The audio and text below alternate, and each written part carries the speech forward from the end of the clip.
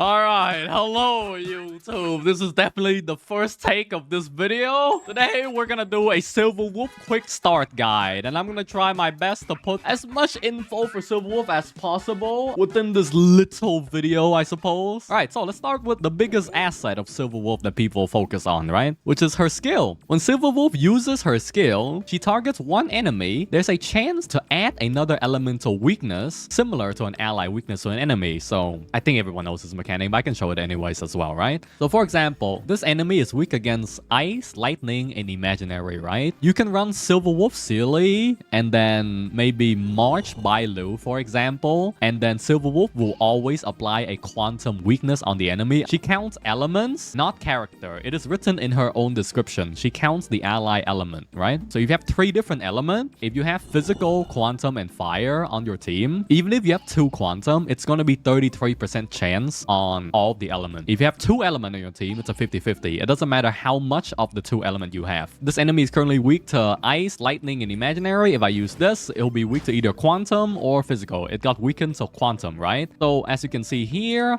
the enemy is weak to quantum now with the addition to the ice, lightning, and imaginary, yeah? No matter what, your E will apply an all-type resistance down. This is the all-type resistance down that you apply. However, if you apply an additional weakness, for example, this quantum, the enemy will also get extra quantum resistance down, right? Normally, you will always apply a 9 to 10% resistance down. If you manage to change the enemy element, you apply an additional 20% resistance down for that element only, yeah? And also you do damage, obviously. That's her skill. One of the traces is Inject. I think this is unlocked at level 50, 60, right? The weakness impair from going 2 turns, it will now last 3 turns. And side note is if enemy has 3 or more debuff, you additionally reduce 3% more resistance. Instead of 8% to 10%, you will now reduce 11% to 13% resistance, yeah? That's her skill. Quite comfy. Now, I think the main question people ask is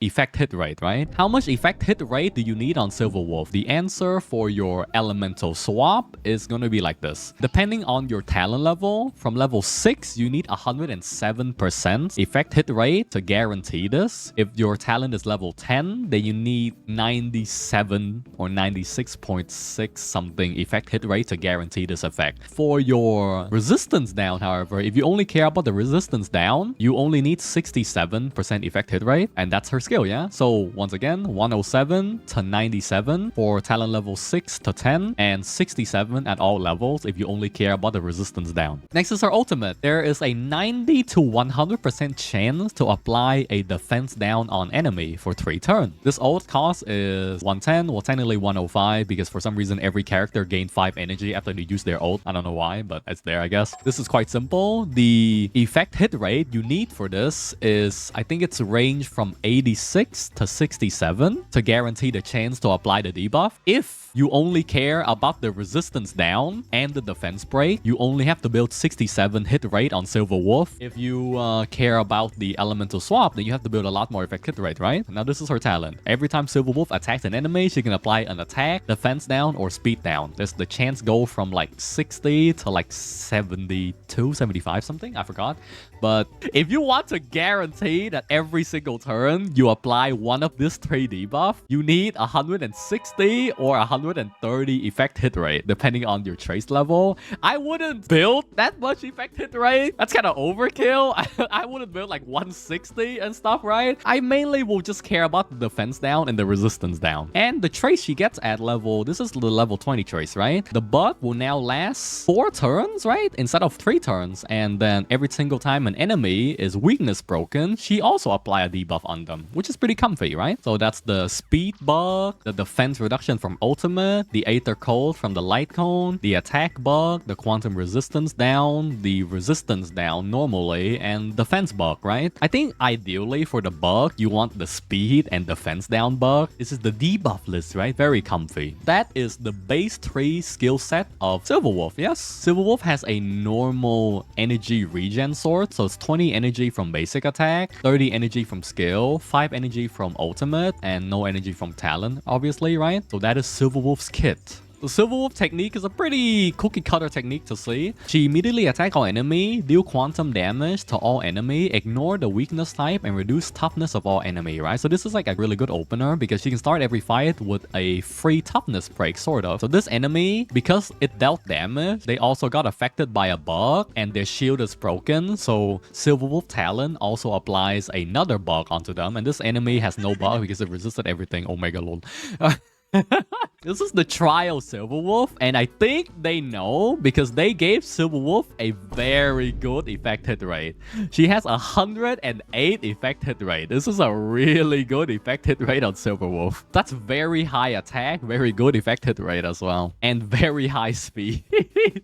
Like, what the fuck did they feed the Silverwolf? The game plan for Silverwolf is to use skill, apply the weakness, then spam ult whenever possible, right? For Silverwolf Traces, she gets 28% attack, 18 effect hit rate, and about 8% quantum damage from the small nodes around. So that's a lot of free stats that benefit Silverwolf. Would I go for Eidolon? Like, the TLDR would be Eidolon 1 and 2 for debuffer, 4 and 6 for damage dealer, right? First Eidolon, for every debuff the enemy has, when she casts her ultimate, she gets 7 energy back, up to 35 if enemy has 5 debuff. Zombie Network reduces resistance of all enemy by 20%. Now, if you guys didn't know, Silverwolf used to require like 140, 150 effect hit rate to land debuff. However, MiHoYo themselves, in the current patch, they have nerfed the resistance of all enemy. Debuffers have more free roam to just simply build more damage now. They literally nerfed the entire game for debuffers, so it's pretty comfy. If you have E2 Silverwolf, 70% effect hit rate is all you need for all combat encounters. E4 Silverwolf, you do more damage from your ultimate if enemy has debuffs. Pretty comfy. Eidolon 6, for every debuff enemy has, increase your damage by up to 100%. So E4 and E6 Silverwolf allows her to become sort of like a main damage dealer, and E1 and E2 gives her like quality of life changes, right? Making her ult cheaper and making enemy have less resistance pretty OP. Would I go for any Eidolon?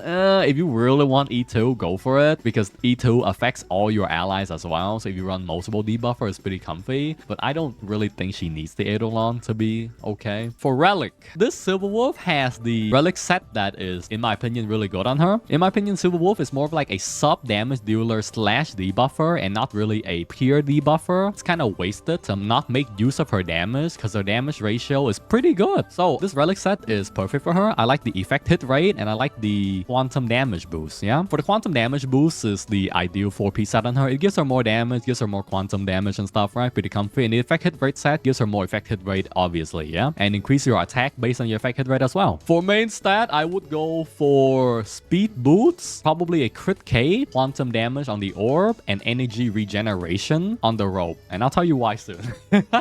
This Silverwolf is using the incessant rain light cone. However, if you use Silverwolf with this light cone, this before the tutorial start light cone, increases your effect hit rate by 40%, and whenever wearer attacks a defense reduce enemy, regenerate 8 energy, right? Well, this is the light cone you get from the event. You can max it for free, right? 40% effect hit rate is pretty high. Silverwolf has 18 base, so that's 58 effect hit rate already. Whenever she ults, she applies a defense break for 3 turns, right? The reason why I would run energy recharge roll plus this light cone on Silverwolf is because it actually allows you to permanently ult. With a 19.4% energy regen from the rope, you will get 43 energy rounded down every time you use your skill. So you can skill into a basic attack to get your ultimate back. Otherwise, you would have to use skill 3 times, right? In my opinion, I prefer this light cone over the 5-star light cone for Silverwolf. The 5-star light cone obviously makes you do more damage, but this just gives her more consistency, and it's free. It's pretty nice. For Teamcomps, so obviously Silverwolf ideal team would be a full quantum team. Currently, you can kind of do like a Silverwolf Sealy, and then your other 2 character will have to fit the enemy element. The reason why I would set up my Relic that way is because I don't really mind the elemental swap too much. I really only care about the skill resistance reduction here and the defense reduction here, right? If you play Silverwolf with a sole focus on making her force your ally to play on any encounter, that would depend on the enemy fight, the enemy encounter, the element on your team and stuff, right? So it's more team restrictive. However, if you build Silverwolf solely as a defense breaker sub DPS, you can slot her in any team. And I think that's more beneficial. So if I were to build like, speed, energy recharge, quantum damage, and crit, I'll make her a sub damage dealer. Ideally, I'll aim for maybe 60 crit rate, 120 crit damage, probably 140, 145 speed, around 67% effect hit rate is all I need. And then I literally just have a secondary damage dealer that can also debuff. However, if you really want to focus on the elemental swap, you would have to build up to 107% effect hit rate. Yeah, it's the quick start guy. I'm sorry for the scuff quick video. My PC lit on fire because my graphics card burnt my wire. So now I'm streaming on a laptop with kind of scuffed devices. I hope you guys enjoyed the video. And hopefully my PC will be back soon so I can make like better stuff.